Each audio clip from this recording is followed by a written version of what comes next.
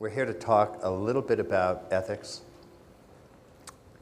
There's an interesting paradox about it, which is that ethics, acting ethically, being ethical, ethics won't get you enlightened. But without ethics, you will not get enlightened. And so it's a kind of necessary but not sufficient foundation for almost everything that follows. There are so many misconceptions about ethics, it's hard to know where to begin. And so part of what we want to do is try and clear up some of those misconceptions.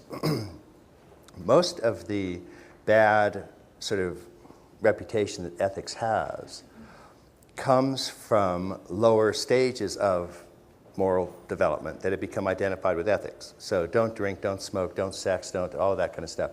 That has very little to do with ethics. You can do all of that.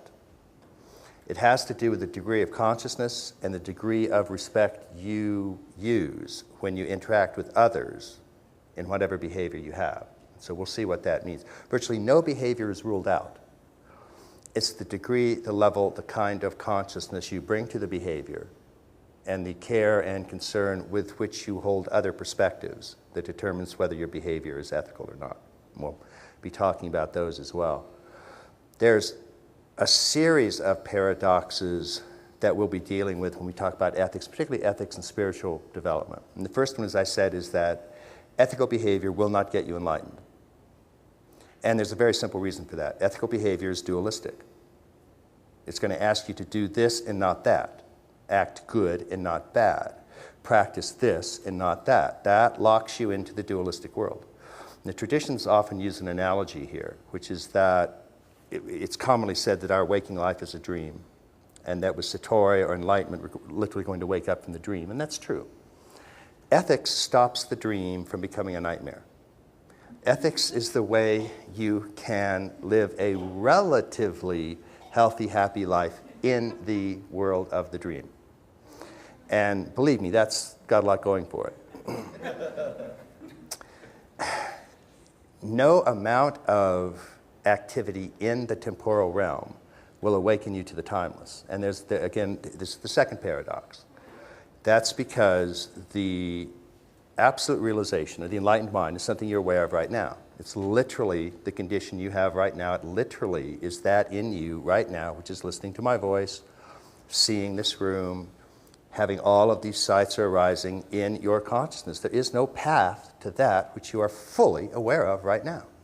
Now, why would you want a path to get to where you're sitting right now? Yeah, because some of you don't believe me. There's a distinction made in Buddhism, for example, between what's called relative bodhicitta and absolute bodhicitta.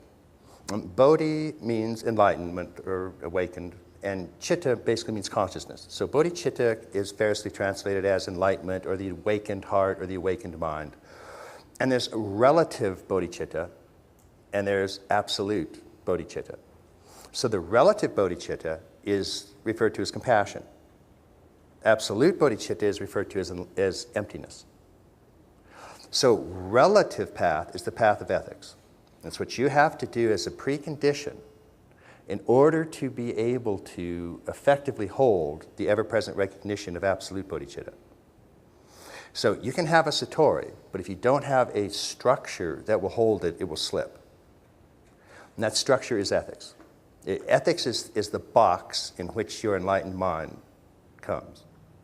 And unless you have a sturdy structure to hold it in the relative realm, you'll glimpse it and it'll slip away, you'll glimpse it and it'll slip away.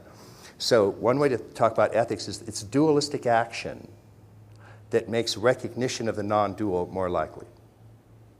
And once that happens, it's a way to hold it, a way to not let this ever-present condition slip away. So in a sense, it's this series of preconditions. So there are several things that acting ethically does. And again, we'll go into exactly what that means, and Roger will have a lot of exercises on that. The first is that ethical behavior is simply healthy living at whatever level or stage you're at. So the first thing that ethics does is it is a way to be happy within the dream at whatever stage you're at. Relatively happy within the dream at whatever stage you're at. It makes things as smooth as it's going to get at that particular stage of development, which is saying a lot, actually. So that first thing it does is it helps with translation wherever you're at. The second thing is that ethical considerations or moral considerations force you to take the perspective of another. And anytime you take the perspective of another, you are being open to transformation.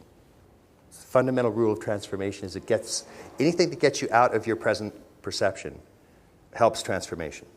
So most importantly, what ethical action can do is help transform consciousness to the next higher stage in the dream.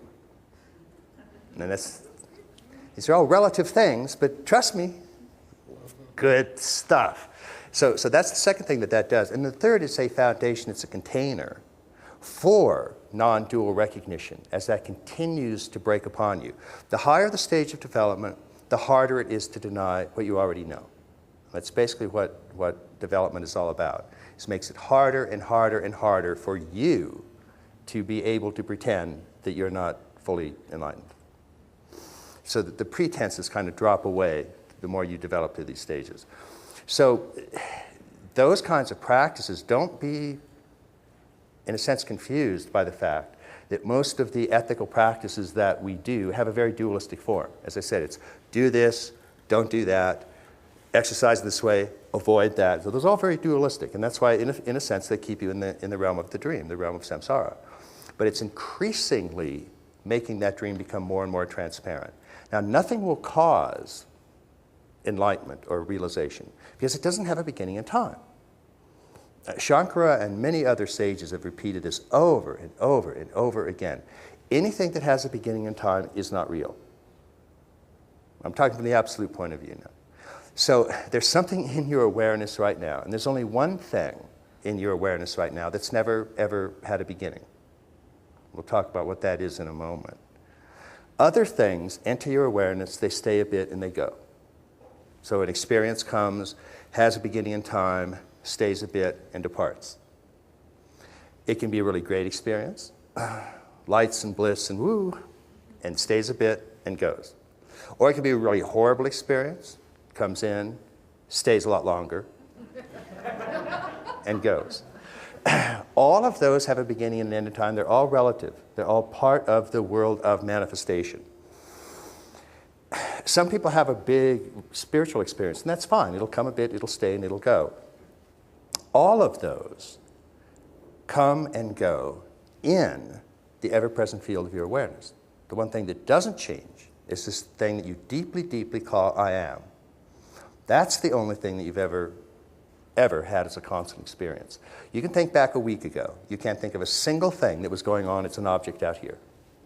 But you were there. There's this I amness, this ever-present radical self that is your true condition. That doesn't come into being. There's no point that enters your awareness because it's the only thing you've been aware of for billions and billions of years. That's your fundamental, ever-present condition of I amness. What ethics does is straighten out the world of objects and make them less problematic so you don't have to attend to them all the time. And it's more likely you're going to acknowledge this ever-present state of I amness that is your genuine condition. And then once that's happened, you still have to express that in the realm of manifestation. And ethical action is just basically it's a highest form of expression in the manifest domain.